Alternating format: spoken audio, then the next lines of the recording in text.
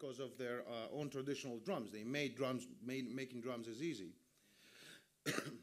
But because there were other musical traditions in the States, as Celtic music, a lot of it, French music in New Orleans, which means the madrigals, of course, or because they were secular music, not classical or anything like that. So this music, this kind of genres started blending in. And what they did, because the tradition of the African people, if we can call them that, they have improvisation in it. Jazz started to have a lot of improvisation in it. They would play a theme who would be a known melody for everybody, and then they would start to improvise on it. This created two things. One was that improvisation became a form of art for jazz musicians from early on. Less improvisation in the 19th and 18th century due actually to commercializing of music, meaning that they had only had 3 minutes to say what they had to say musically in a record because they had the 78s. And then, you know, the LP came into in the 1940s or whatever, 1950s, and the solos became longer. And I know there are records in the 60s that they're one song for each side, which is fairly, really large solos and whatnot. So the improvisation became a form of art for jazz musicians. And the second part was that there were so many songs jumped out from improvisations that you wouldn't believe. When a student goes into jazz, they get a book that's called The Real Book. And it has many, many songs of the Tin Pan Alley, old early songs of Irving Berlin or Victor Young. And they're not played as they were written, actually, from those composers. Most people know them nowadays in jazz, know them as, you know, the execution of John Coltrane or the execution of, I'm sorry, of Charlie Parker or whatever.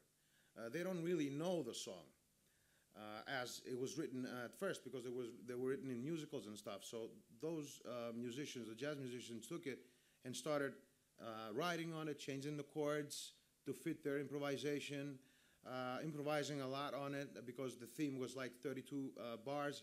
And then, the song would last for like 6 minutes. So improvisation became a big thing. In that, I'm looking for the word.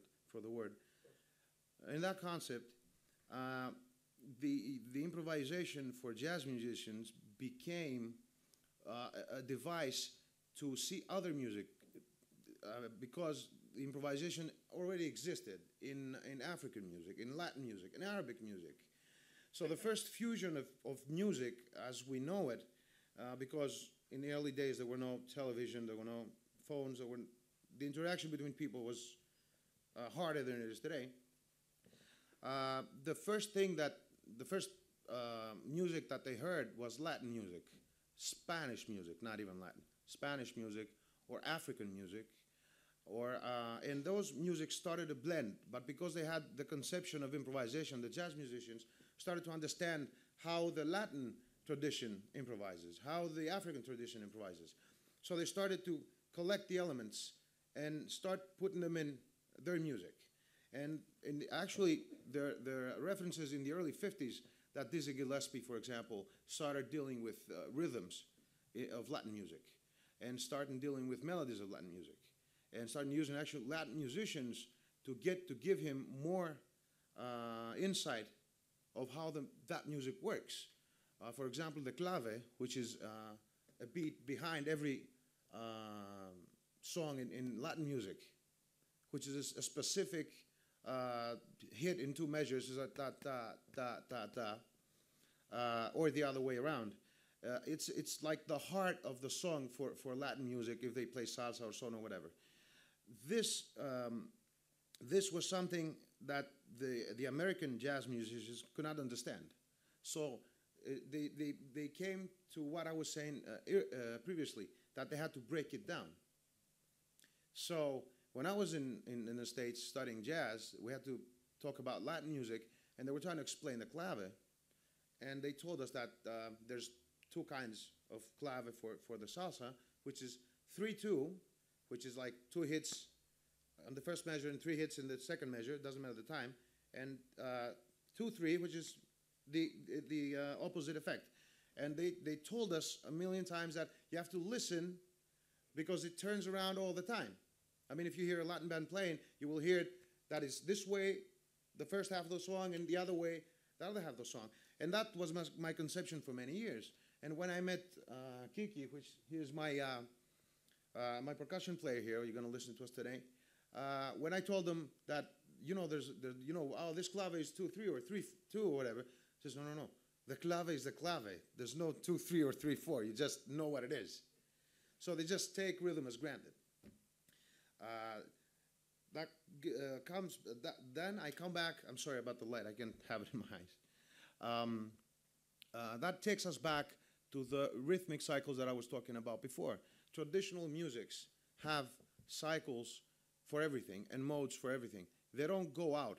I don't know if you are familiar with Ross Daly, an Irish musician that lives in Greece so many years and has been into Greek music a lot, and Eastern traditions in general. He said a very nice thing that I always quote him about. He said, in Western music, either it's classical or jazz or rock or whatever, you have to destroy the previous thing in order to create something new. You say that, oh, Mozart, okay, he did this with harmony, so I'm going to, spoil it to make something new.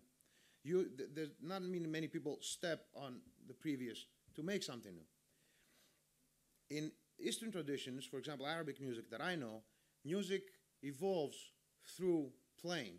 They don't add stuff. They just move it around in territories, and they pick up elements, but it's not on purpose. They don't do it theoretically. They don't take a piece of paper and say, okay, because 4/4 is here, and I'm going to put 3 and 4. They don't think of it like that. Those kind of music traditions became richer through traveling of the time. For example, some Arab musician came to the shores of Greece, and he heard some song of the Greek people, and because he was there, and traveling was not a weekend and back then. I mean, those guys traveled for years. And they picked up elements and taken them back to the Arab world. So the Arab world started picking up on that, and that way becomes richer. From the previous things, they just add up stuff. They don't spoil the previous thing. To get to our point, now that I had my big opening actually, but we need historic data to verify this, what I'm going to say, is the improvisation can be used in a great degree, and I would believe in a 80% degree, if you want to put a number to it, in the fusion between those traditions. The balance for me, and it's something that I love, that's why I say, the balance for me would be jazz, because jazz musicians are very, very flexible. In classical music nowadays, improvisation rarely exists. And if it does, it's very, very specific. In jazz, improvisation nowadays is 99% of the music. And because they have brought it to a point that it's like everything they do, they can understand the improvisation of other music traditions, so they can take it in and make it theirs. But from that perspective, the Arab musicians that they have, they're educated, no oral tradition applies, they go to universities to do their job, they know Western notation. I mean, that was the one notation that came to be around the world anyway. It's a global language, so we say.